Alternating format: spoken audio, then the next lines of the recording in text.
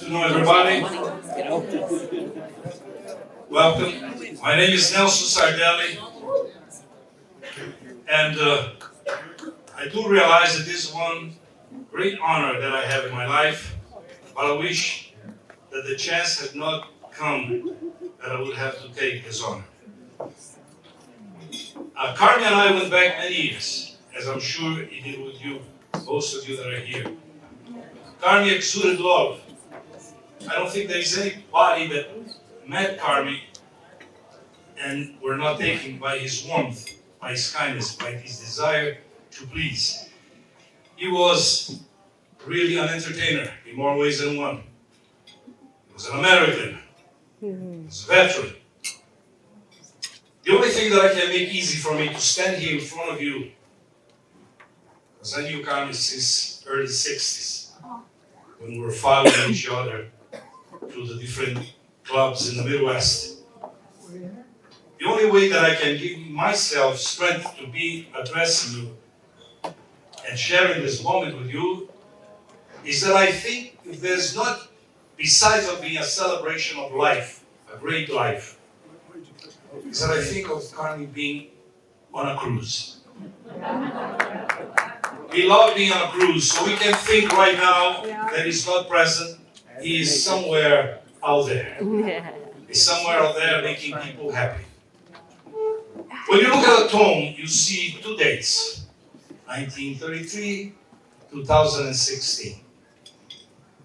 Birth and death. But what you see that people don't realize is a little dash between those two dates.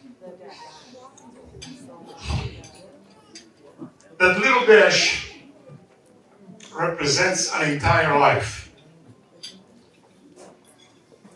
Carme lived an entire life. Carme wants to please. Carme wants to do the right thing. And he did. I know that there are many of you here that have so many beautiful things to say about him. We want to hear it. But like I said, keep the memory alive. He's on a cruise. He's going somewhere out there towards destination, to that house. Not built, to that mansion. Not built by human hands, eternal in the heavens. Okay? Carme would want this to be a happy day. We'll try to make it happy, even if we cry like sons of bitches.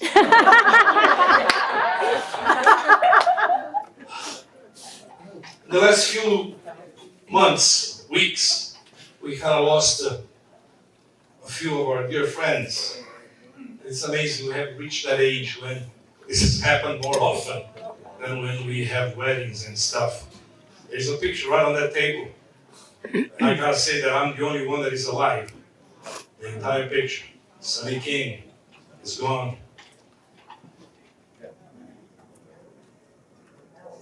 Huh?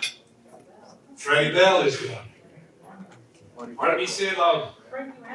Frankie, well, I don't think, is he on that picture? No. But he's gone, yes. Buddy Greco. Buddy Greco is in the picture. Buddy has just recently gone. So anyway, folks, today, look at each other. We're here now. If there's anybody you want to tell them that you love them, this is the time. Tell them now, I love you. I'm glad that our paths have crossed. Some of you people, you're not too happy that the paths crossed, but that's the way it goes. Many people have many things to say. I will start by having those who will step forward. I must first of all say that people came from as far as Florida, from Boston, from all over. And those who could not make it, make sure that they let me know that for specific reasons, health or whatever, they could not make it. I got letters from Jack Cerrone from Chicago telling how much of he enjoyed by having Carme cross his path. We have Pat Benke. You're here from Florida. Huh? Florida and Boston. He's got a very big bridge. Right now, I would very much start by having a few people say a few words. Speak from the heart. And like I said, we're very happy that you're here. We're not too happy. The reason why we're here, but we're happy for the occasion of celebrating a great life. Then you're close to me. Would you kindly step forth? That's enough.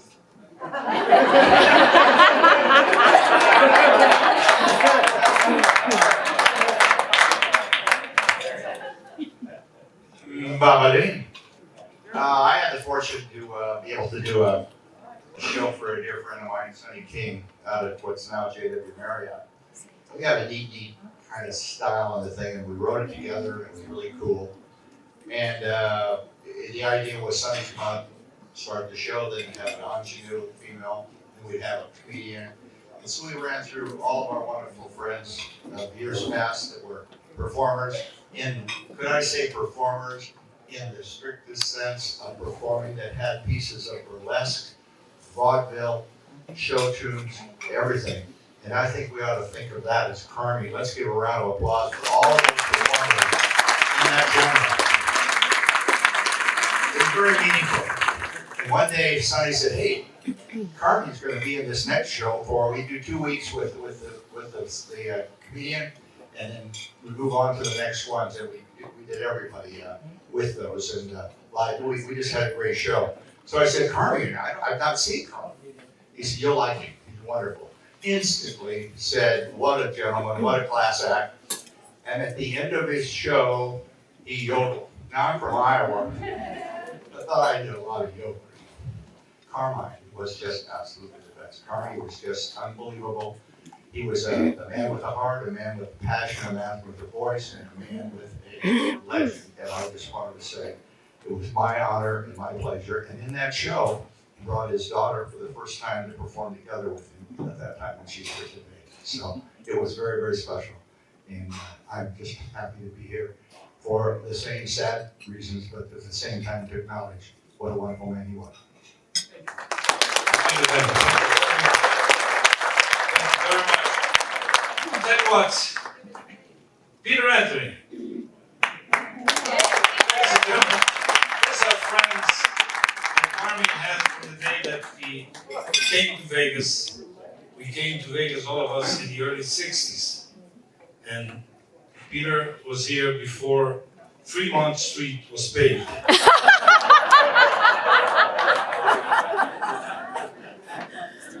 Thank you, Joe.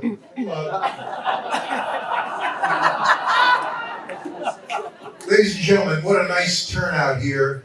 And it's so appropriate for someone like Carme. I mean, we're all, it's so easy to become sappy and become corny and so forth.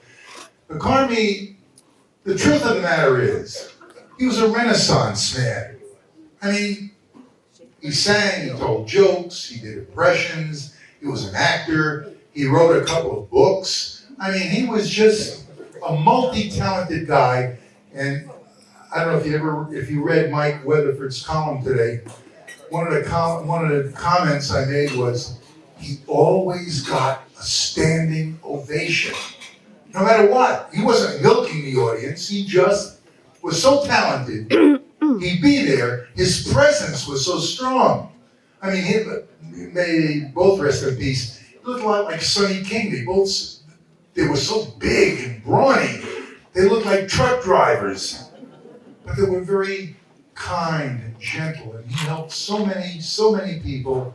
Matter of fact, he helped me, to tell you the truth. 1978, God, that seems like colonial days. I mean, the last movie I did was then. It was a movie called Stark. Mary Lou Hanner, Dennis Hopper, Nick Sorobi. I went in to do a reading for something I forgot. And they said, "Thank you very much, we'll call you." So I left, and Carme was sitting there, waiting. He was trying out to be a security guard or something in this movie.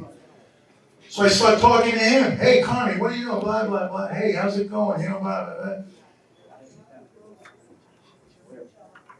The casting guy or the producer or whoever the guy was, he comes over to me, he said, I'm glad you're still here. Come on, I got another thing I'd like you to read for. I went in and I got the part, and I wound up getting 5th or 6th billing in the movie. Thanks to Carme. God bless you, Carme. A good luck charm. I know I'm going to keep it short, Nelson, because I know how nervous you get. No, you don't.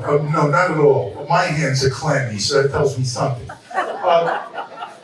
There are a couple of people who can't be here today, and I think you might know quite well. One is Clark Proctor, who now lives in Ecuador.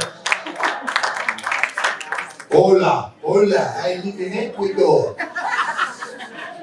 And he couldn't make it today because he has other things that were really pressing. So he asked me to tell you all that he knew, let me see if I remember this, air quotes. I knew Carme for 45 years and loved him. He was a wonderful guy. And for 5 solid years, I called him once a week. End quote. Court Proctor. Barry Lee, I didn't mean to step on that heavy applause.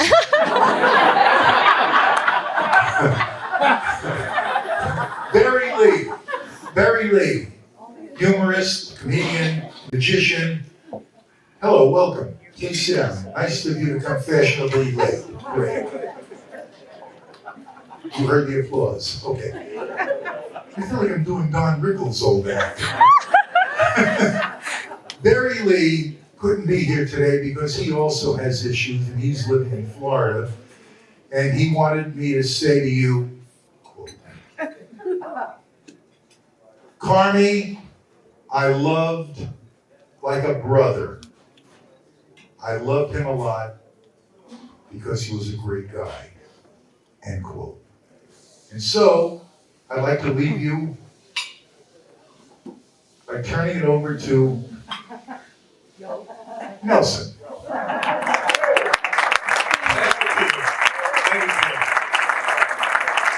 I was a little apprehensive when you started talking about your movies because some of them were porno. Luckily you chose the one with Carme, which was good. And the reason why Peter has the hat on is because he's Jewish. But that said, the friends, I gotta tell you right now, Les, would you find it in your heart to step forth and address the crowd? Les Anderson, fantastic guy. Well, hello. Right after we lost our dear bud, there was Carme, right behind him. And I think about all the things we did together. Remember our club? Remember then our 2 clubs?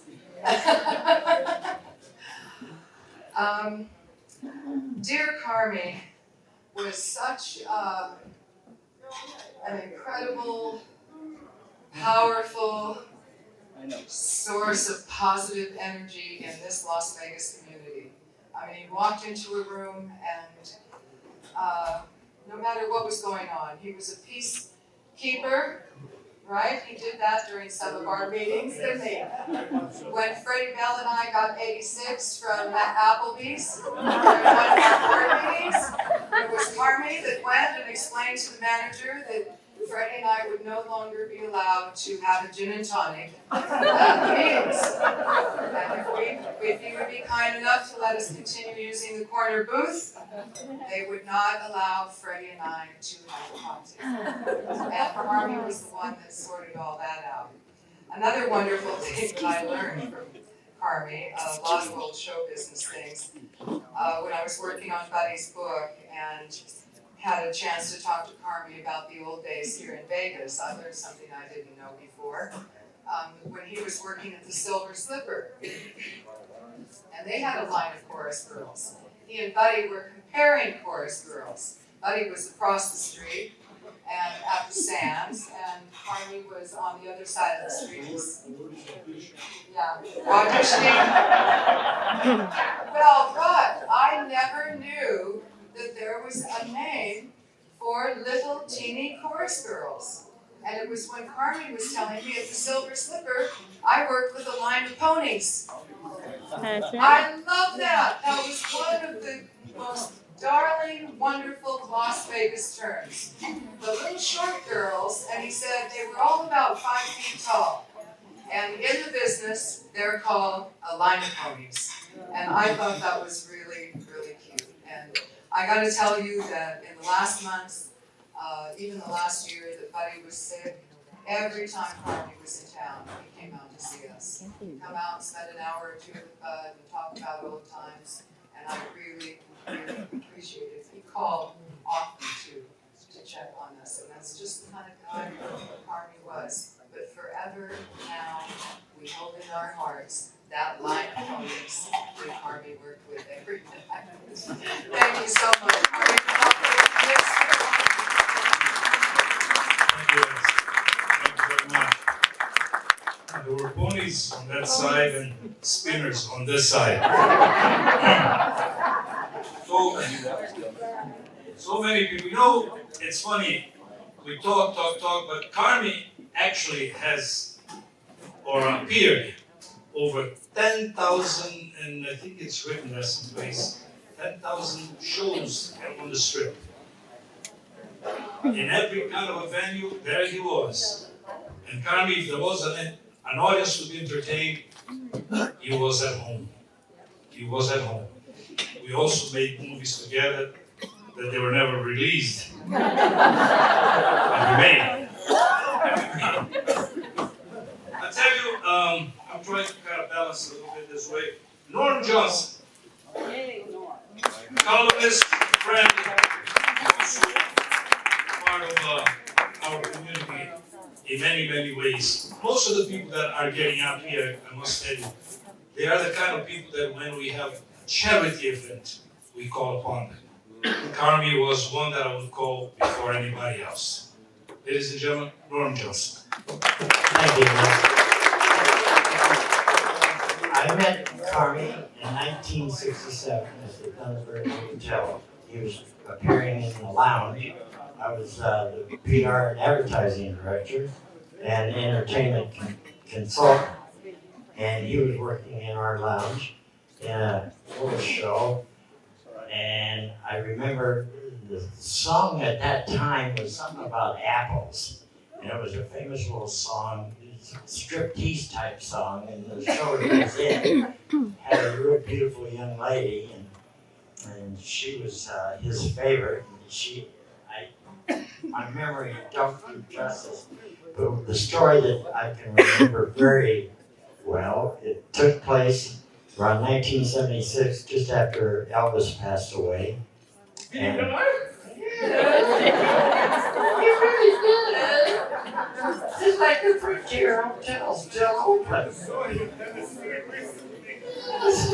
Well, you would.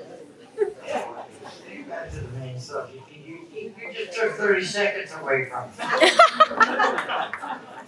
Okay, so I had Johnny Herrick. We got him, Elvis dies, we go downtown to the main hotel, grab Johnny Herrick off the stage down there. We bring him out to this Silverbird at that time, yeah, because I was at the earlier same hotel, Major Riddle owned it. And so we put Johnny Herrick in the main room, Elvis is back, that type of stuff. And we hired Court Proctor to be the opening act. Well, let me tell you, we're sitting in the audience, the general manager, myself, and Major Riddle. Court Proctor comes out on stage. What does he do, as he usually does? He attacked Major Riddle. Major Railroad just had a recent operation in Sweden and court found out about it and, it's an extension thing. And he made fun of the major. So, as the entertainment consultant, Gene Lucas, who's the general manager, said, Norm, go fire Cork Proctor. Well, Cork is used to being fired. So he was fired from every hotel on the strip. He brags about this. This is a great thing to brag about. So anyway, I go backstage and I tell Cork, you're through, you're done, you're out of here. Leave the hotel before the major can get a hold of you. And so he does. And I think, God, we have to have a note. Carme is in the lounge. So I immediately go to the lounge. I said, Carme, you're the opening act for Johnny Harrow. He said, what am I going to do? I said, do your slick. Do your stuff. So, thank you. And so he did, and he stayed for the entire run, which was something like 12 months. Johnny Harrow was a big star for at least a year until he ate himself out of the drug. And I got a belt given to me by Carme, and it hangs in my apartment. And it's my career. He took the time, a leather belt, to hand make all of the things like my career up to that time. And it's on my wall to this day, and it'll be there until I leave. Thank you. And Carme, bye-bye.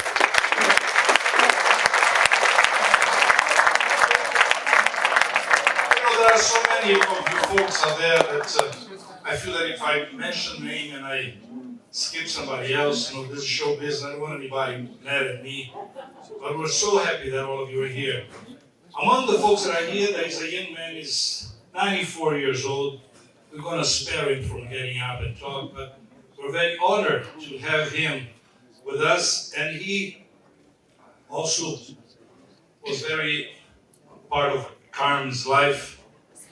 And he's still with us here, 94 years old, great saxophone player. 95, so I lied. I'm trying to get your job.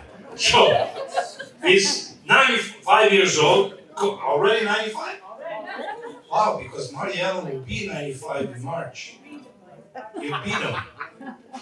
Cheated. You're hearing to the voice of Don Hill, ladies and gentlemen. Don Hill is a doctor for many years.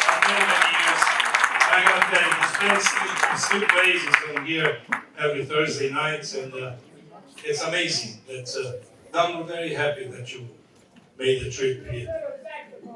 Huh? Straight play, exactly. Still playing the saxophone.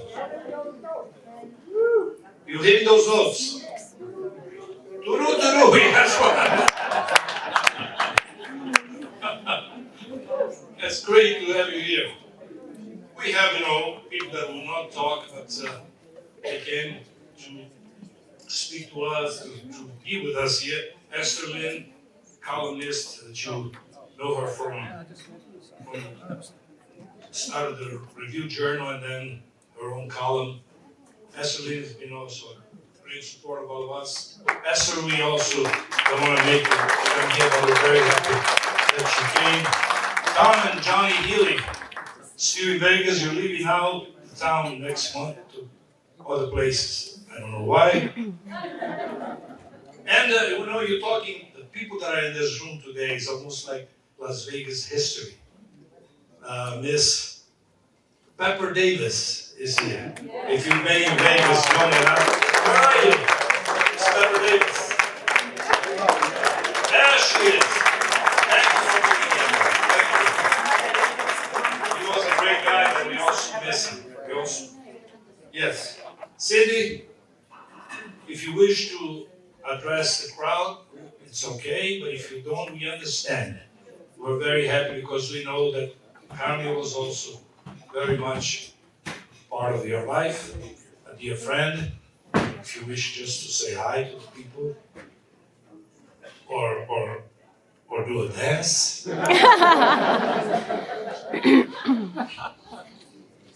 Ben, the next time have the bowl here.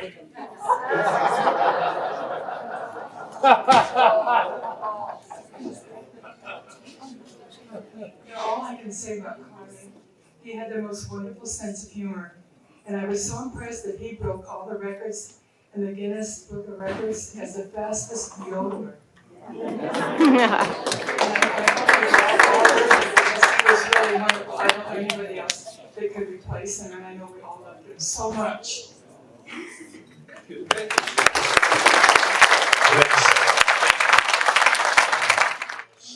dear friend of Carmen. Continue with please step forward.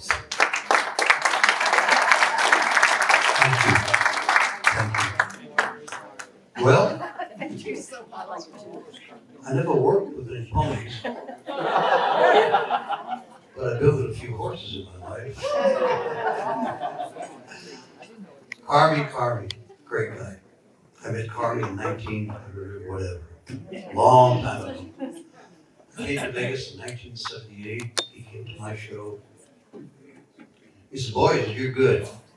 He said, "But I'm better." He did. I lost touch with Carme for a few years, up until 2 years ago. He came to Vegas and we rekindled our relationship, and it was wonderful. Of course, with the grace of Cindy donating, we all had dinner together that night. And I'm honored that, and Sherry knows this, I spoke with Carme approximately about a week and a half before he decided to go on this cruise. And it's just heartwarming to know that a big man as Carme in size was so gentle. He was humble. He was just a wonderful man. And there's not many entertainers who respect each other, but I did respect him. And he told me that he did respect me. And it's just an incredible experience for me. I can't talk too long because I start to get emotional, but I'm honored that I had the privilege to know him. I still know him, and I will never forget him. And there are just a couple of things that we both sincerely have in common. We both love food. And we were both Italian. Thank you.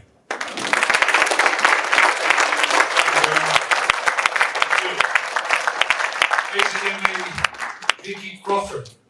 Vicky, kindly address the people. Hi, my name is Vicki Crawford. I'm from Hot Springs, Arkansas. I'm not an entertainer, but I knew Carme kind of a second dad to me. He came to Hot Springs, Arkansas to entertain at the Vapors Club in early 70s. And he and my mom fast became best friends. He ended up moving in to our home and quickly became my protector, my best buddy. And as time has gone on, he just became like my dad. I've known Sammy and Gina, Danny, Karen. We were all kids together. I've come out to Carme's home in Vegas when he used to have the ranch and ride horses. And I was telling a story today to my friend Mel that I think I was in the junior in high school, potentially, and he knew that I was so infatuated with the trapeze that he took me to Circus. And he allowed me, I can't remember, I want to say, and you guys would probably know because I don't, the flying catatees or something, but he let me, was that right? He let me, I did not get to fly, but I got to hang on and swing, and it was kind of like, if you can imagine, it was just like beyond. So he was bigger than life to me. He and my mom, like I said, were best friends. And I mean that in every sense of the word. I would go to the Vapors, and he would be on stage, and he would be singing this powerful, handsome, amazing man, and the women would be swooning in the front row, and my mom and him would have this dance, and it would just be, I'm like, that's my mom. It would just be like a movie set to me. I just couldn't believe how amazingly charming he was, and he was a protector for me. My mom and dad got divorced during those, before he had come into town, and so he really was my protector in more ways than I could ever give thanks to him. And Nelson, I love your analogy that he's on a cruise, because that's the way that I will always remember him. I've been in this room now for the third time. I was in this room on my 50th birthday, and he sang me happy birthday right here. I was here for his 80th birthday, wishing him a happy birthday. And now what I'd like to do is just, all of you who love this man, who I can't tell you how much I love him, and he will be missed. He's a fabric of my being. There's not a day goes by that somehow he probably doesn't enter my head, either because I have his music in my car or something. So thank you all for loving him the way I do, and thank you for giving me an opportunity to share with you somebody that I really love.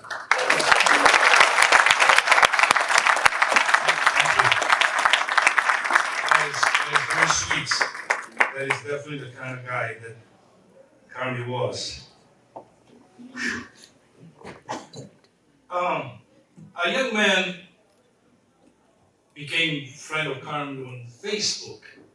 You know, people introduce people, and it's amazing how a friendship that is just started on Facebook can become a real, very good friendship. I am also a friend of his, and on Facebook now. He came all the way from Florida, and Pat, I would appreciate if you come and address the folks. Pat Menti.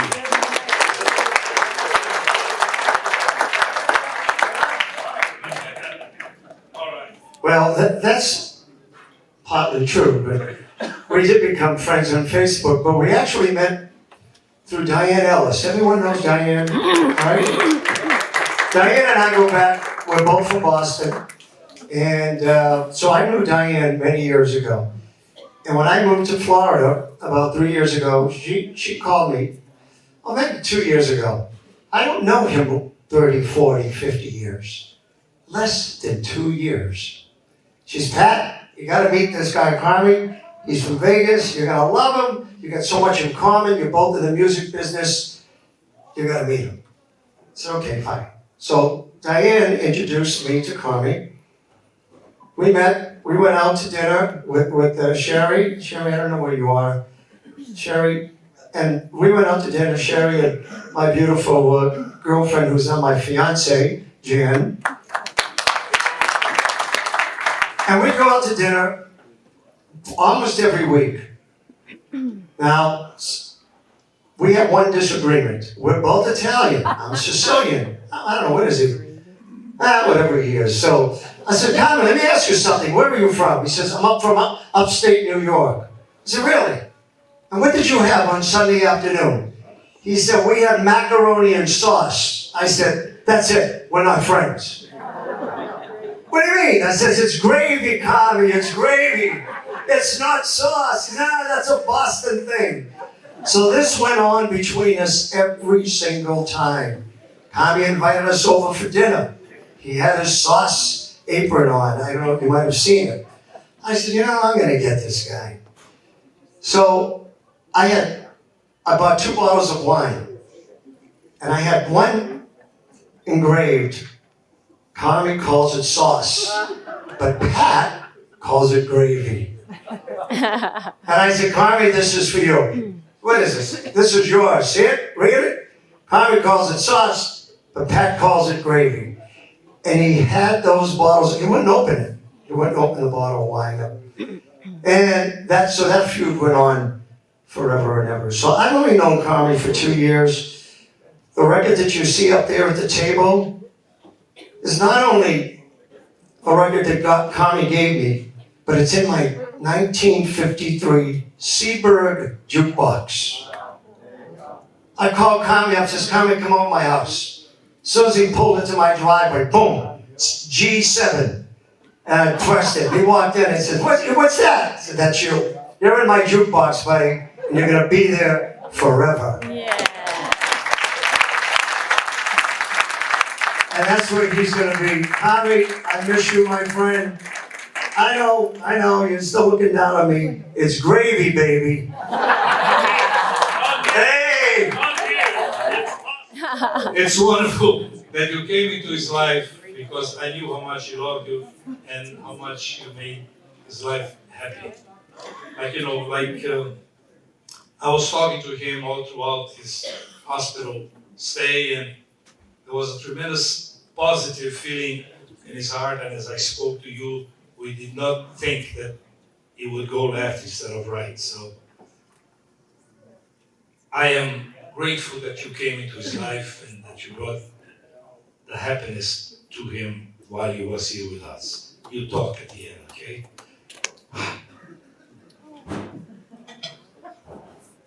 Jackie Hagan is another dear friend of Carme. This band also has great history and stories here in Las Vegas. And like all of us, even though he's not Italian, he's a little bit on the sentimental side, the emotional side, but we know you can do it. Yes. Ladies and gentlemen, Monday the Great.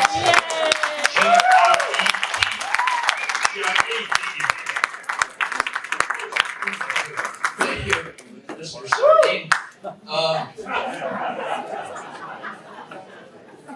First of all, I want to wish you all a very Merry Christmas. Well, I won't be seeing you during the holidays. But Don Hill, 95. God bless you, Don. 95, that's pretty good. Go for another 10, okay? Yeah, 95. I wake up every morning and say, oh, I hope to be 75 again, you know. But that's wonderful, Don. But listening to all of you people, and everybody in this room would have a story to tell if we had a 6-hour marathon here, but I shall try to be brief. I'm going to tell you 2 little things. Carme and I had an Airstream trailer when I first got to town. I lived on Carme's property south of here. I was there 9 or 10 years, I guess. And we had an intercom system between my trailer and the house. And every morning, Carme would get up and make the coffee. And every single morning, we would have coffee in his house at the breakfast bar. Carme and I had years, literally years, of trying to top each other with jokes.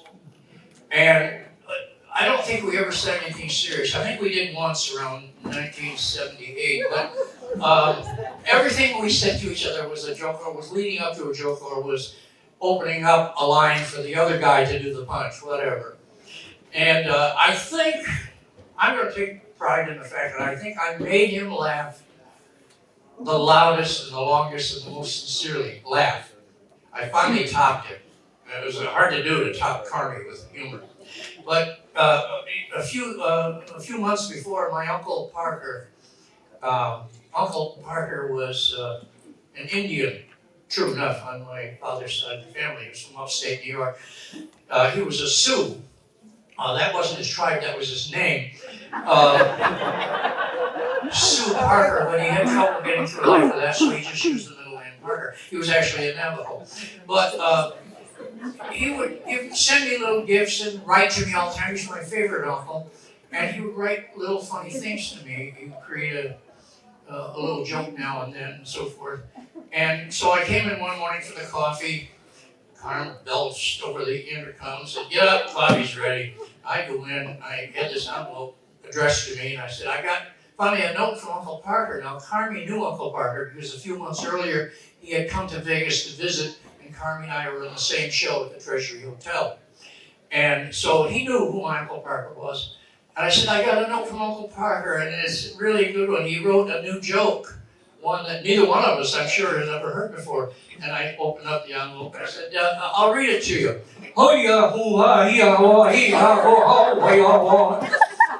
And he just almost lost it. And I think he wet himself that morning. I don't know if it was the joke or he did it again earlier,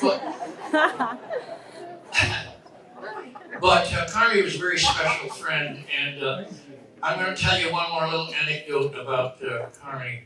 And I don't mean this to be indelicate, but It is a little bit. No, it isn't really. It just depends on how you take it. And of course, how many of you have a dirty mind just the way to show your hand? All right, this joke's for that table back there. Very quickly, years ago when I was still living on his property in my Airstream trailer, I had bought a musical instrument from a music company here in town. The company was owned by two sisters. I think the company's still cranking. But anyway, I had ordered the instrument, and it took a couple weeks to come to their store. And I said to Carme one day, "Oh, the instrument's in. Can you run me down to pick it up?" And I think the store was on Sahara. And so we used Simeon's old red Toyota truck. Remember that truck, Simeon? Oh, yeah. And now Carme and I, as I said, we did our own act, and we did each other's act, and we did everybody else's. And Peter Anthony, you don't have to apologize to these people for doing Don Rickles' act at all. What the hell, you've done everybody else's act. But I did your act in Mesquite, and they don't want you back. They hate you in Mesquite. Don't ever go there. So, Carme and I go to the music company and pick up the instrument, and I stood next to the desk in the middle of the store, and she went back in the storage room to get the instrument that I had ordered, and on the desk was this little rack with business cards. And Carme's standing there, and he's looking down at the business card. He says, what is their name? Now, it was two sisters that owned the place. And I said, oh, that's the Wunderlich sisters. He says, what kind of a name is that? I said, it's German. He says, what does it mean? I said, well, Wunderlich means Wonderlick. He said, they're the Wonderlick sisters? Now, you know Carme. He blew up twice his size trying to hold it in. He had 10 quick lines that he was going to do right away. I said, Carme, don't you say a word. Don't you dare. Carme, heel. And he, the Wonderlick sisters? Well, you feed Carme a line like that, and I don't have to tell any of you people where that went. And he's got 10 lines he wanted to do right away, and I wouldn't let him do any of them. He remained silent. I give him credit for that. We got in the truck, and we pulled out of the parking lot, and we both burst into laughter. And we almost sideswiped 2 cars. But that was Carme. You know, he had, somebody said he had a great sense of humor. That isn't enough words. Every adjective you can think of is applied to his humor. He was a wonderful, wonderful comedian. Made everybody laugh. And I will end with this. Anybody who ever met Carme had a friend for life, instantly. We'll miss him. Nelson. Freddie Bell was one of the dear friends of Carme. He's no longer with us. We also love Freddie. Now, we have representing Freddie, the District Attorney of Cologne. I am not kidding. Huh? District Attorney General, say it. No, what is The mayor! It's a county, I'm sorry. I was, taken by what Mundane was saying. Ladies and gentlemen, Angela!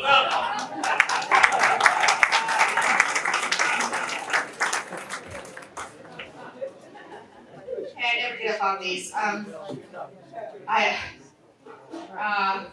Freddie and Carme were best friends. I was married to Freddie for 20 years. Carme was there the whole time. Many dinners, many laughs. And I can't do this. I just wanted to say to his family how much he talked about you. His children and his grandchildren, he talked about them relentlessly. He loved you madly, and please keep that in your heart. And if you need anything, call me. Don't get in trouble though. Carme would ask for a pass. I would give it to you. Okay. I missed it. You take for granted that someone's always going to be there, and I just assumed he would be. And I am shocked, and I'm heartbroken, But I know that he's up there with Freddie and Buddy and all the Triniers and Frankie Randall, and they're having a hell of a show, and they're having a party. So I'm sure they welcomed him with open arms. He used to call me the Viking. That's what no one else called me, ever. I'm half Italian and half Icelandic, and every time you see me, you go, "Barrrr." The little Viking, what are you doing, little Viking? No one else will ever call me that. I think that's his tag. And here's to you, Wap. Thank you very much. Thank you.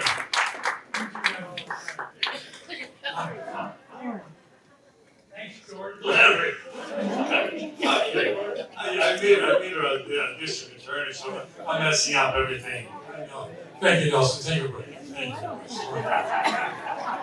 I think there's something about her calling me Dick every time I go up. I don't know what that's about. My name's Larry Taylor. Let's get that straight right now. Carme and I met in 1971. And it was all fun. It was all about fun because he was at the Silver Slipper, with Tommy Morat and all the real burlesque show, the Silver Slipper. It was incredibly funny. I was 24 years old. I got my first break in town. I'm a stand-up comedian and MC at the Palomino Club. Wait a minute, it's better. I started the contest there that they call the Total Nude Amateur Contest. I did that for almost 2 years, but we'd have different people from all over town. The place was packed every night. And I had a contest where I had to have judges. And so whenever some of the strip entertainers would come in, I'd ask for volunteers from the audience, and I automatically picked them to come up and be judges for this contest. And all the girls are standing up there naked, and I got 4 judges from the audience, and I made them sit in chairs and turn their backs to the girls who were lined up and look at the stage, because I held my hand over the girl's head for each one, so they couldn't see who I was holding my hand over, and I say for the audience to applause. Carme would never turn his chair around. He kept facing the audience the whole time. I'm going like, you gotta turn around. He says, nope, better view up here. This is the way I like it. We became friends in 1971. What a fun guy, what a run, what a life, what a thing for him to do for me. Because after I left there, I opened up the first discotheque in town, and I became Las Vegas' first nightclub DJ. Well, that was the thing at that time where the entertainers were saying, you're putting musicians out of work when you're doing the DJ thing. And I ended all my shows by saying support live entertainment, because if it wasn't for musicians, a DJ would have nothing to play. So they took a liking to me to that. I kind of became the DJ for all of their parties, for all of the events. Carme was like my manager, non-manager, because he never charged. I remember when Don Laughlin built the second high-rise tower about 15 years ago down there in Laughlin. He called Carme to bring down the entertainment, so he got Gene White's orchestra, and then Carme, and then he asked me to come so I could play on their breaks. It was a wonderful time. We had a great time with it. And then several years later, hanging out with Carme and all the guys, he took me to all the parties and so on. As a matter of fact, I have a 2-hour videotape of an event at Freddie Bell's house with everybody you've heard mentioned here today. All the guys were at that party. Don Hill was there too. The Checkmates, a lot of the people that aren't here anymore. If it wasn't for Carme, I wouldn't have had that in with him. And one day, I was having my 15th anniversary. I had a black tie ball at the Gold Coast Hotel, big band ballroom dancing. I did that for 18 years. On my 15th year anniversary party, a lot of my friends were coming, and I knew they were going to come, but I didn't know who was going to come, and I thought they were just coming to go to the party. But wouldn't you know that Lorraine Hunt was our lieutenant governor at the time. She had a proclamation made for me, and I knew that she couldn't make it that night, so she sent her best friends down there to come and say hello and to say thank you for what I'd done.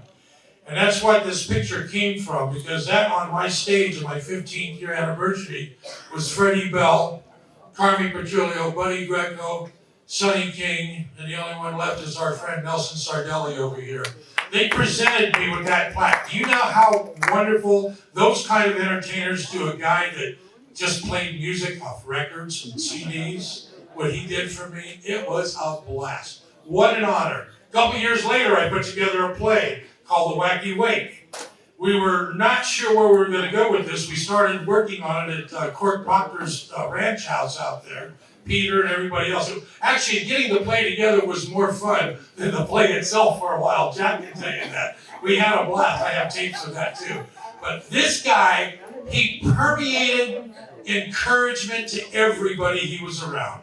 And he did that for me. He was in my play, and that's what's back on the wall back there. Take a look at the pictures when Carme played a drunken priest. He'd walk around with the phone book and he'd go like, this is what they call the Book of Records. And he'd hold it up with the phone book. You know, he was a funny guy, and I love him. I'll never forget him. I play his CDs all the time. He used to come and sing at the Gold Coast all the time.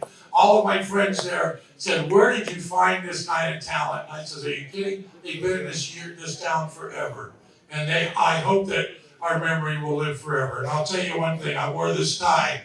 It has a glass on it, because I'm going to raise my glass and have a toast. You all raise your glass, please, and a toast to Carme and all of his friends that he's with in heaven. We will miss him, but we will never forget them. Hear, hear.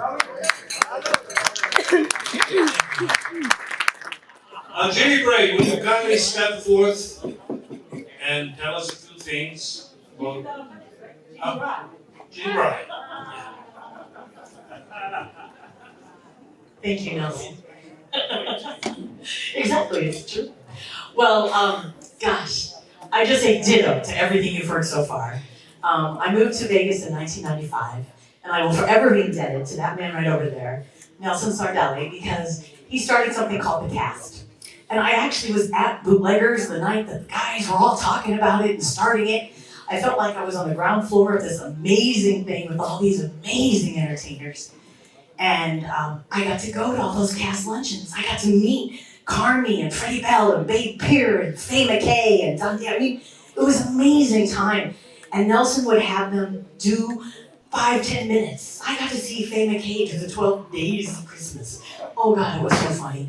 But the joy of getting to see Carme do anything ever, because he was so funny and such a great guy. So I wrote a show called the Cruising on the SS Romance and Rhythm, because he was always off cruising. And every time he came back, he'd be at a luncheon.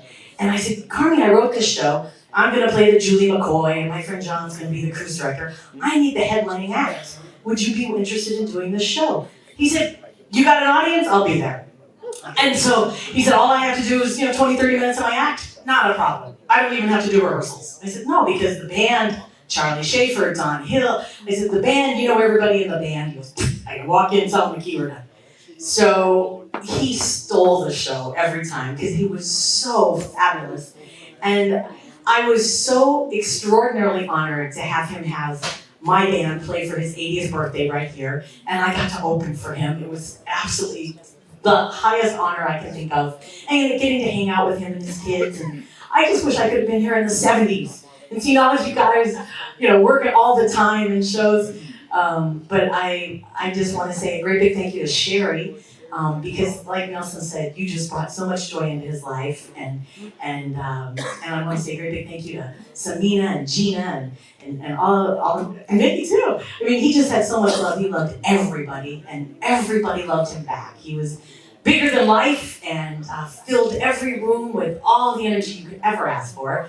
And he was, like he said, supportive and caring and encouraging, and oh my gosh, he was all those things, and I say ditto to everybody.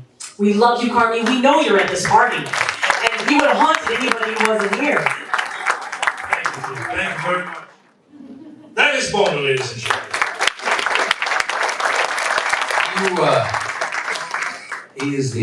He truly is the greatest master of ceremonies this town has. No, he's the Toastmaster General. Yeah. You know, I didn't have, so many people knew Carme so much longer than I did, and certainly my wife. And my wife extends her wishes and love, and of course condolences to the entire family and all the friends. She wasn't available this afternoon, but I said I would come down, and because I met Carme at the Bootlegger with Sonny and Freddie Bell, Buddy Greco and Babe Pierre and all these people who used to, I mean, it was an incredible experience because these were the entertainers that literally made this the entertainment capital of the world. All the celebrities would come in and perform on, and be here, but these guys were in the trenches, and they put this town on the global entertainment map of the world. And Carme certainly, the first time I saw Carme, I was like, two words popped into my head. One was this wonderful zest for life, and he was robust. He was robust in his appearance, he was robust in his performance, he was robust in his taste for food and wine and life, and most of all, for people. And there's nothing more contagious than enthusiasm. And wherever Carme went, he created this wonderful, enthusiastic response. Everybody felt that whether he was telling a joke or whether he was singing a song, they felt embraced by him. And that's a unique gift. There are not performers today like that from that great era. I see occasionally, I spend some time, as you well know, with Frankie Shinta. And Frankie has that same he's learned from the greatest. And Carme was one of those mentors and teachers, as was Sonny King and Freddie Bell. We've all learned so much from him. He will be missed, but so many of us have learned so much from him. I know that cruise ship that you're talking about has all the greatest stars on it. It's the biggest friggin' boat you've ever seen. But I guarantee you, and they're all fighting for whose show, which artist is working tonight on the cruise ship.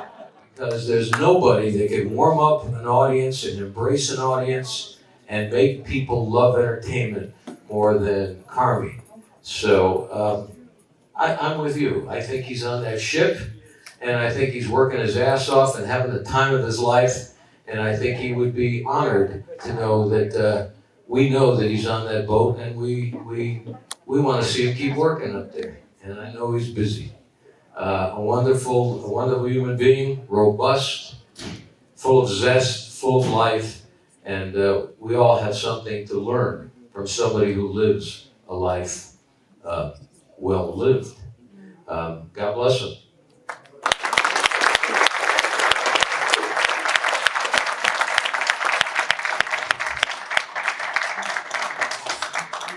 I'm very happy that we have been able to carry on to this about many of us falling apart. It is really tough when with all amidst of all the kidding around and joke. It's tough. But what keeps us going is the words that you're hearing right now. It was so influential, he never passed a life without making his mark. And I feel that I'm a better guy for every man who comes. May I bring another great guy here in town? And of course, everybody's wonderful, even those of you that do not get up and say a word. Ladies and gentlemen, Fielding West. Nelson, come on, let's hear it for Nelson. Every time Nelson Sardelli calls me, I go because I'm not working. Just kidding, kids, just kidding. I'm sorry, does this thing make my ass look too big? Let me step around here. Can you see me okay in the light? My name is Fielding West, and I always refer to our friend Carme Petrillo as the Godfather. Why, Fielding? Why would you walk back around behind that podium because I'm in the Italian American Social Club and I'm talking about Godfather. So I think I better stand on this side over here. Court Proctor, whose lovely ex called me from South America today because Court's kind of under the weather a little bit. I did talk to him 4 days ago, and I told him I was coming here, and he said, "Make sure you tell the Godfather story." I said, "Cork, I completely forgot about that." He says, "Remember how you met Carme Petrollo?" So I was either, and I couldn't remember, I was asking Cork, was it at the Sands Hotel in the early 80s, or was it downtown at the Fremont Hotel? But either way, I was in a little review show. I think it was probably the Fremont. I was with Dexter Maitland and Jimmy Matthews, thank you very much, and Howie M. and Diane, and it was a burlesque show. And I had a nice dressing room back there, and Paul, who's the guy that owned the strip places? Paul. No, not Paul. I'm saying the strip places. Anyways, thank you. Close enough. So, I swear the story is going to be worth it, folks. Just hang in here with me for just a second. So they give me a nice dressing room, and I'm sitting in. Paul Perry, thank you very much. Thank you. So I'm back in the back, and Paul Perry's there on the opening night, and, saying hi to everybody, and I'm working with burlesque people. I didn't want to do a burlesque show. I'm a magician. I said, what's my interest in doing the show? And Court Proctor said, "Don't be an idiot. You're out of work. Just do the show. It's real simple. They're paying you good money. You go down, you do a show, and you break into material." Well, coincidentally, at that time, my first wife had just left the act. And now I'm working as a single, so here I am. I got a chance to break this in. I'm a little nervous on opening night. And the cocktail waitress comes back, very heavily endowed, beautiful woman from the Fremont. If you're here, I'm giving you a compliment. I don't remember your name. And she says, "What would you like to drink?" I said, "Bring me a scotch on the rocks, Johnny Walker Black Label on the rocks." So now all of a sudden there's a knock on my door. And there's this real kind of, this Carme guy is now Mr. Mob. Court Proctor puts him up to be a mob guy to come back on my opening night at the Fremont Hotel to rough me up before the opening performance. So, I'm in the room and he comes in, he says, we gotta have a little talk here. Shuts the door and I said, "Yes, sir, it's my first time here." And he grabs me and he throws me right up against the wall. "You ever mess with any of these girls in this place again? If I ever hear, I'll break your leg," and he's going down the top. "You're a magician, I'll break your finger. I'll start with your fingers," and he's just, and I'm like, I got brown spots in my pants. I'm scared. I think this is the real Vegas thing. I think this is really going on in my life right now. And all of a sudden, there's a knock at the door, and the girl with the big boobs walks in, and he goes, "It's okay, honey." And she goes, she leans over, and you can hear in a stage whisper, she goes, "No, it's not this guy." Carme turns to me and he goes, "Have a good show." And he walks out the door. Afterwards, Court Proctor introduces Carme to me. He'll always be my godfather. Thank you all very much. Johnny Thompson, the great Thompsonian.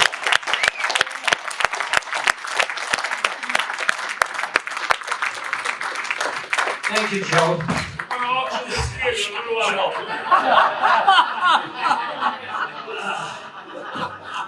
I first met Carme in the early 60s, early to mid 60s, and it was half of a comedy team called Carme and Paul. We all worked the Playboy Club in those days. And Carme was one of the most generous people. In fact, the opening line in my act, in fact, Pam may not even know this, my wife, but the opening line in my act was given to me by Carme. He was always so generous. He'd see somebody working and he'd have an idea or a gag for them. The opening line in my act, my act name is the Great Thompsonian Company. I come out and I say, when I work in a Polish voice, I would say, "Thank you very much, ladies and gentlemen. My name is the Great Thompsonian. You may call me Great, That was Carmen's joke. And I've used it my entire career. When we were working in the Playboy Club, I worked with two comics named Lewis and Christie, who also were in Vegas. And by the way, you know, Nelson mentioning everyone, we all started out in this town in the 60s. And first time I worked here was 1951. In those days, I was a member of Jerry Murod's Harmonicats. I'm the last guy still alive from the group. And to be honest, after hearing about everyone who's gone by, I have to admit I'm not feeling that well myself. But we needed special material for a show that Lewis and Christie and I wrote. And the first person we thought of was Carme, and we called him Long Distance. And I came out and saw him. He was working the Thunderbird in those days. And Carme, we told him the premise we wanted. And I came back with three parody tunes that Carme wrote. And they were the highlights of the show. And I can't think of a more generous, wonderful performer, someone who was always there if you needed something. And I can't say enough about my wonderful friend, Carmen Petrillo. In fact, his daughter, Sandy, actually was one of the few people in my life who ever became my assistant. Pam was sick, and Samina came in, and like her dad is a talented lady, she came in and played Pam's part. It was just wonderful. Carmen, at another time, we needed more material. We called Carme. He sent it out to us. We asked how much. He wouldn't even take a dime for it. He was that generous person, and I can't say enough about him. The only thing I really miss right now is Carme's spaghetti and meatballs. Carme, we miss you, love you. We hope you're doing fine. It's a pleasure. Thank you. Thank you very much. I think, according to my list, that the telethon has ended.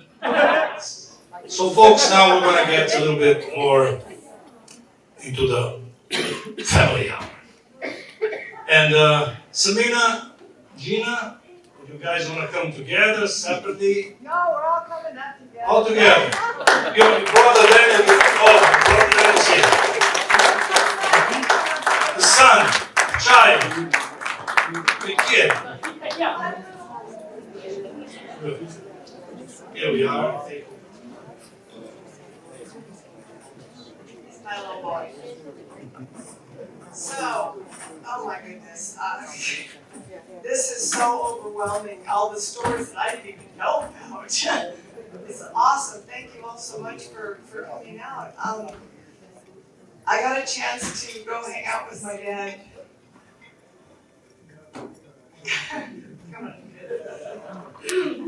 A few months before he wound up in the hospital. He said to me, in a very, he was looking very introspective, and he told me that someone had once asked him how he wanted to be remembered.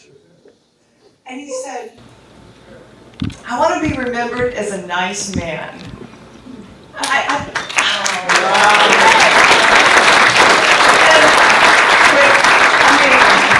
With everyone that has spoken today, everyone that has spoken to me about him, there is no doubt in my mind that he is being remembered that way, and for so much more than just being a nice man. And thank you all so much.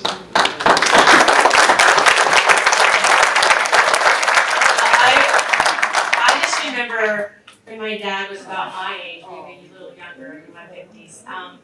I looked at his life, how important all of you were, all of his friends, and how full his life was. And I made a conscious decision that I'm going to nurture my friendships because they make your life so full and so amazing. And he was just the best dad to have because we all developed this sense of humor that is just off the charts. And one story that comes to mind for me is I was probably 16, just started dating or whatever, and some guy wanted to go hiking with me in Charleston, so I'm like, okay, let's go. We go up there, he brings a saxophone, and he's got like beer or whatever, and I'm like, oh, okay, this isn't what I had in mind. And so I sort of fought him off the whole time, and then on the way back, I said, oh, I need to use the bathroom, can you pull up the 7-Eleven? So I went and I called my dad and I said, Dad, I don't like this one. Make sure he never calls me again. I know that My godfather. So we pull up. My dad is standing there without a shirt with a shotgun. And I'm like, oh, he's pissed. And I get it, I run out, I go by Dad, thanks, Dad. And then we get back, I'm just going, oh, I'm so sorry. He goes, you brought my car home late. And he's like, oh, let me get here. You'll never show up here again. And he's like, okay. He's out of it. So that is, my dad was not just a dad, he was our friend and confidant. You can tell him anything. Nothing ever made stumped him. He was just right there all the time. You want to say something?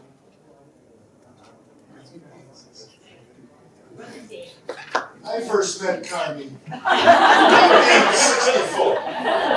Tampa, Florida. Picture that. I was just a kid. You guys have mentioned how great of a guy he was, how nice he was. I can attest to that. He probably should have hit me more. He used to say, if I killed my be out by now.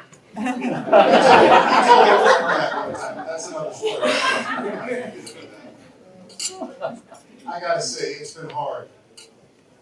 But you guys, you made it real. You remind me he was a great man. And I know a lot of you. I don't know a lot of you. But I always knew that we had great times. And that man will always be right there.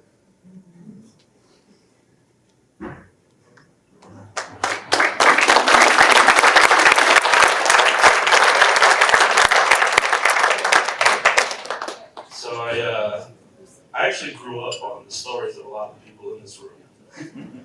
He talked about everybody all the time. And so I kind of grew up in the knee of Vegas, as it were.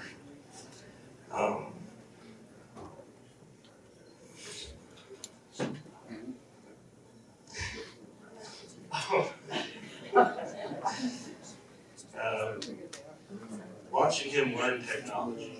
Or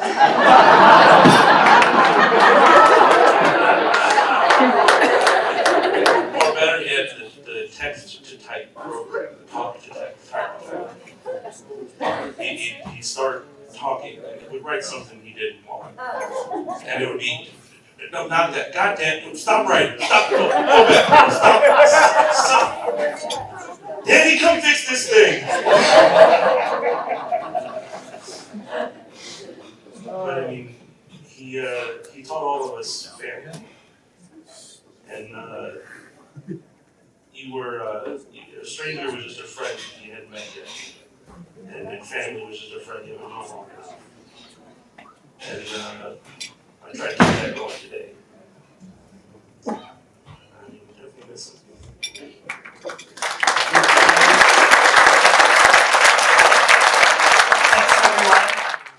It's wonderful to see the way the DNA works. He passes gentleness and his strength through his kid.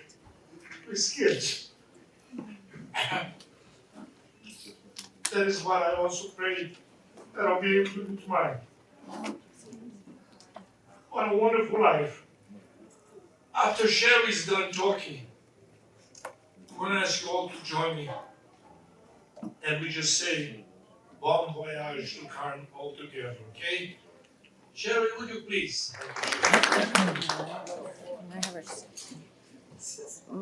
Maybe I'll.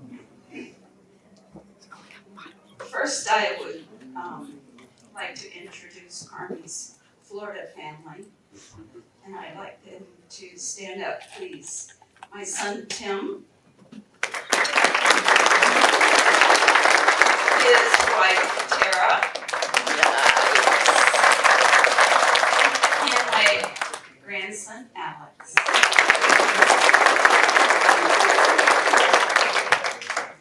I would like to thank very much Nelson for his efforts today. We very much appreciate it. And I would also like to thank Mr. Mike Weatherford for his article in today's paper. If you have not read it, it is beautiful. Where do I begin? He was my soulmate. We had so many common interests, and there was never a dull moment. We had so much fun. Let me say, at the beginning, I envy all of you so very much. You had so much more time with him than I did.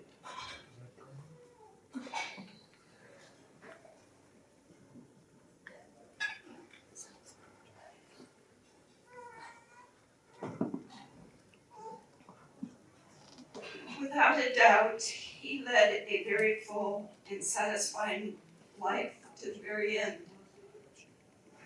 He had a number of friends in Florida that helped him with the transition from Vegas to Florida.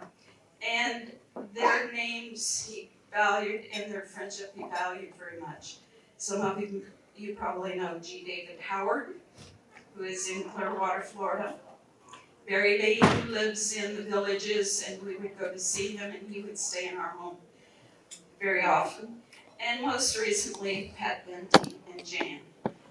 These were very important to him because he was able to share the stories that all of you have been talking about all day.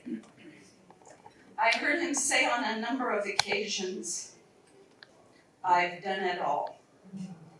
And the stories he told during our years together proved it. He had a heart of gold, was protective of his friends, always looked out for the little guy. He was honest, and he cared about other people's feelings. He loved the company of everyone. He loved to cook. He remembered every joke he'd ever heard and treated everyone the same regardless of money or title. Now, you've heard many of the stories about his entertainment days, but I wanted to tell you a few things about his personal life that you may not know. He credited his high school teachers for his career, two of them, his drama teacher and his tumbling coach. He was a member of a New York State Championship tumbling squad, and he spoke very fondly of his coach, who would challenge him to walk an entire block on his hands. He played high school football and had a dog, Max, that was the mascot of his team. An interesting story about Max. He was a very large mix of boxer and mastiff. It just so happened that Carme was running the ball down the sidelines on his way for an apparent touchdown when Max sprang from behind the bench and attacked the defensive back that was pursuing him.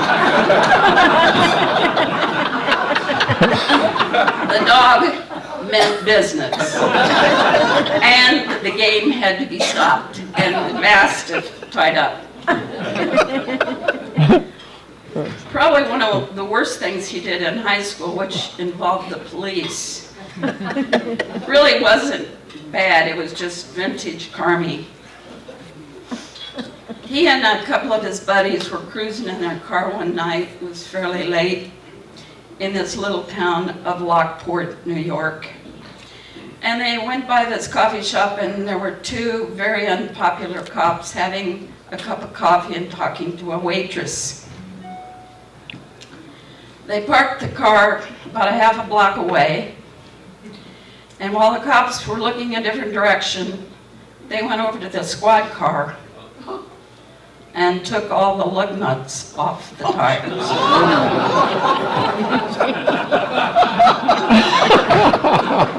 They went back to their car, revved up the engine, and in those days you know what glass packs are.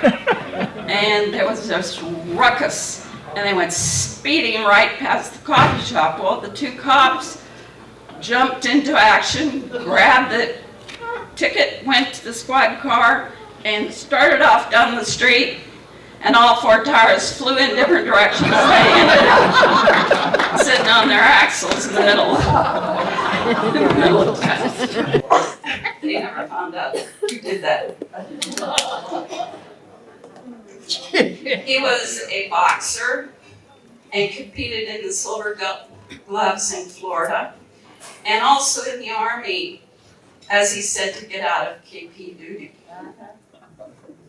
He worked as a tree trimmer in Florida and was working in areas that were very swampy and infested with critters you don't want to meet without a little assistance.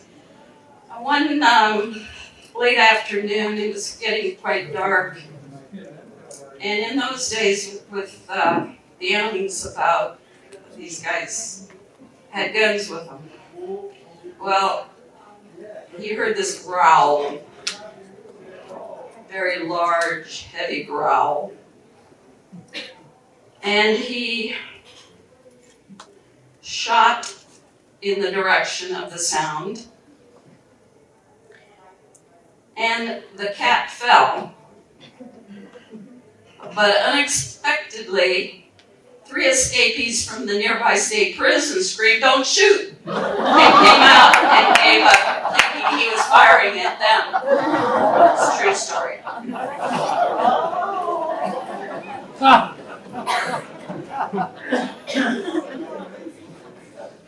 He worked for a company by the name of Stromberg Carlson Wiring Phone Systems, and actually did part of the wiring at Cape Canaveral during the 60s. He was a ranger in Korea and was one of only 3 guys in his unit to survive being overrun after they parachuted out and missed their drop zone. He was a personal friend of Jack Ruby and was involved and was interviewed by the FBI as part of the Warren Commission investigation following the Kennedy assassination. I don't know how many of you know the term a mule. Carme was a mule for the boys. When Cuba was about to be overtaken by Castro, the boys had quite a bit of money invested in the nightclubs and casinos down there, and they were desperate to get their money out. They would send young men to Havana for the weekend, have a good time, and when they came back, they were wearing warm-up suits. You've probably seen Carme wearing a warm-up suit once in a while. They came back with money strapped to their legs and their waists. And this is how the boys were getting some of their money out of Havana. So he was helpful to them in that. Carme was never at a loss for words and always very forthright. I asked him once about the Walk of Stars here in Vegas. His reply was, "What does it really mean if you have to buy it?"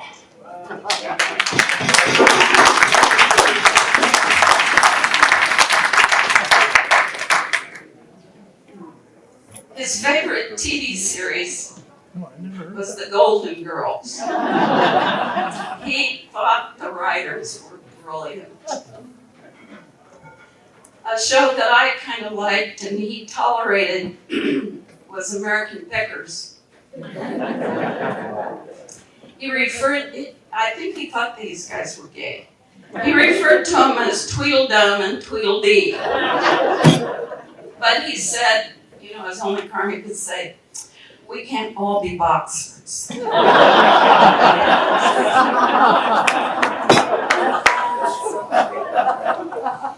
favorite Hollywood stars were John Wayne, Dee Martin, and Sadie Davis. We spent endless hours watching John Wayne movies, and his favorite John Wayne movie was The Quiet Man. Think about that. His favorite living star is Clint Eastwood, and he loved the movie Gran Torino, which was about the clash between generations and how the younger generation came to love and respect the older gentleman. If you'll recall, in that movie, he gives his life for the young kids. His favorite job, second only to entertaining, was tree trimming because of the danger and the fact that every job was completely different. On the matter of politics, you can refer to Nelson because they think exactly alike. His very favorite friend in Vegas, as you well know, was Freddie. He loved Freddie dearly, and every show that I ever saw, he always dedicated a song, and he said, "This is for you, Freddie." In Florida, every show.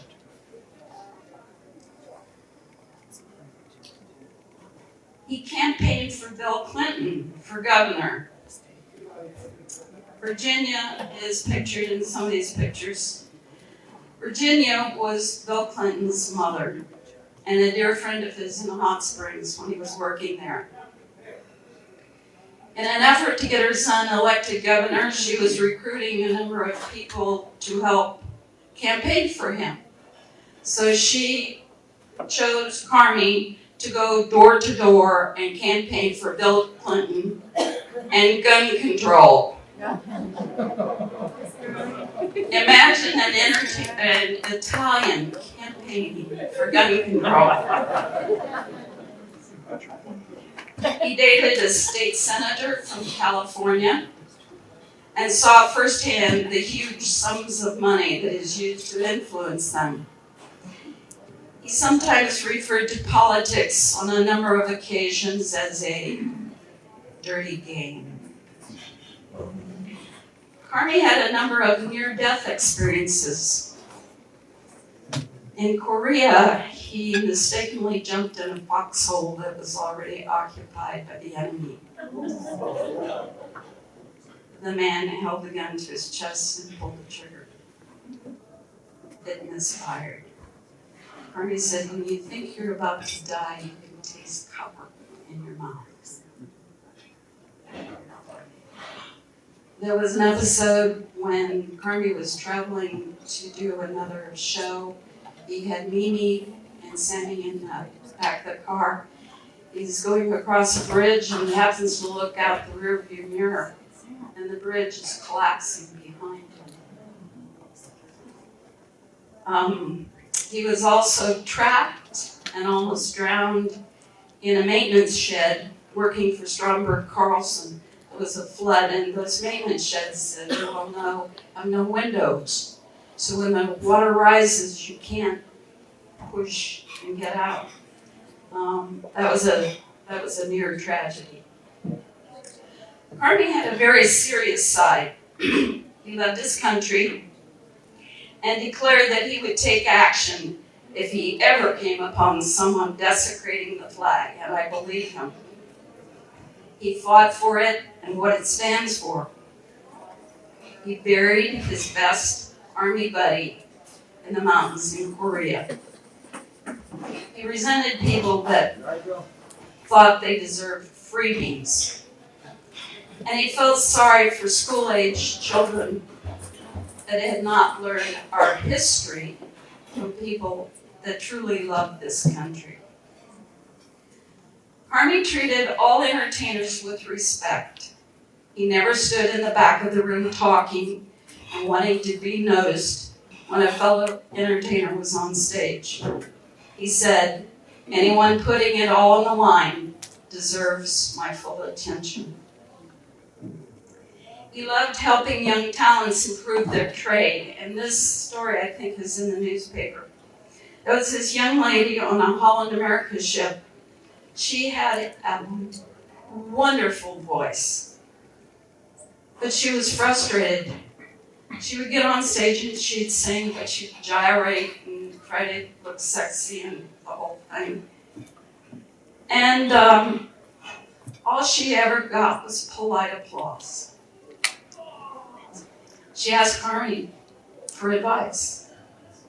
He told her, "Do you realize that every woman in the audience hates you? And their husbands aren't about to applaud because the wives are sitting next to them." He said, "Stop moving. Sit on the edge of the stage and just sing." At her next performance, she left the stage in tears to a standing ovation. Early in our relationship, I remember one night at the Bootlegger. Carme was on, Freddie had just introduced him, and I was waiting in what they referred to as the green room with little Frankie D. Do you remember Frankie? Frankie D? He leaned over to me and said, "Carme is probably the most underrated performer in Vegas." All I knew was that he had one of the best voices I had ever heard. It was full, it was powerful, and he had an incredible range. At that point, I had no idea the number of performances he had done here. So one afternoon, we sat down and prepared the list that is on your table. He has done more than 10,000 performances on the Las Vegas Strip. That does not include his performances on cruise ships. The changes in Vegas affected him deeply. He said over and over, "My town is gone. It's turned into romper room with lights. Instead of working main rooms, my friends are working at restaurants. It's terrible. There's still great talents. But I will tell you that in Carme's case, Vegas's loss was Florida's gain. They loved him in Florida. And it was wonderful for them to see one of their own, a senior citizen, still working and doing so well." When we first met, I told him I was looking for a real man. And boy, did I find one. He never backed down. He met everything head on and gave everything his all. Lastly, I want to tell you that I brought something for you from Carme and me. It is a DVD of his last show. And as you're leaving today, you are welcome to pick one up at the back table.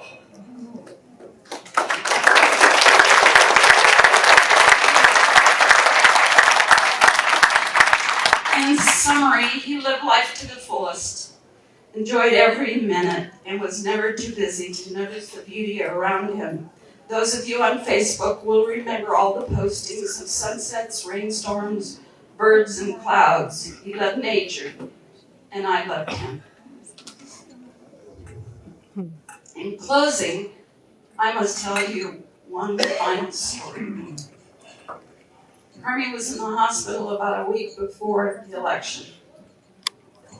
And he told me, he says, "I want to vote." So he told me, go get me an absentee ballot. I did.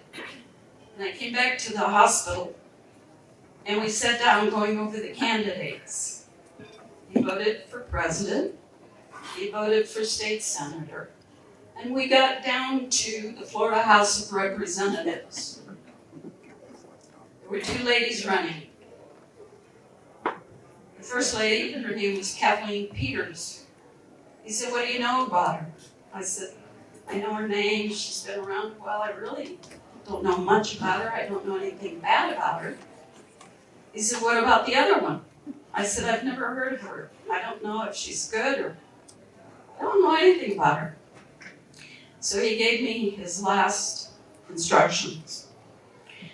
Vote for the one with the biggest tits. Don't turn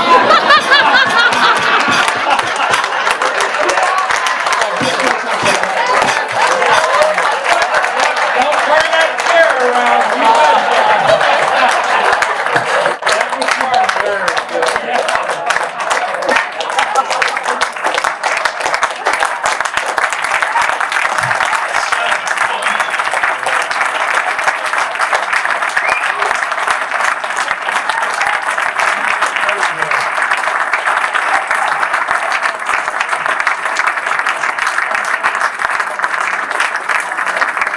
You were very right. Carme and I always voted the same way. Nice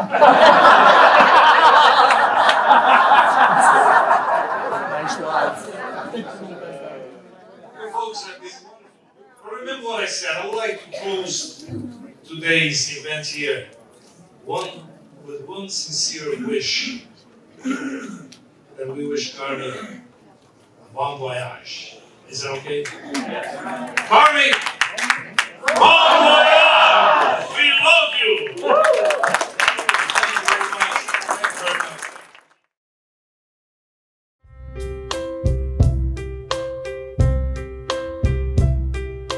Now the end is near, and so I face the final curve. My friends, I'll say it clear, I'll state my case, of which I'm certain. I've lived a life that's full, I traveled each and every highway, and more, much more than this, I did it my way. Well, regrets, I've had a few, but then again, too few to mention. I did what I had to do, and I saw it through without exemption. I planned each charted course, each careful step along the byway, and more, much more than this, I did it my way. Yes, there were times, I'm sure you knew, when I bit off more than I could chew. But through it all, when there was doubt, I ate it up and spit it out. I faced it all, and I stood tall, and did it my way. I've loved, I've laughed, I've cried. God knows I've had my share of losing. And now, as tears subside, I find it all so amusing. But just to think I did all that, and may I say, not in a shy way, oh no, Oh no, not me.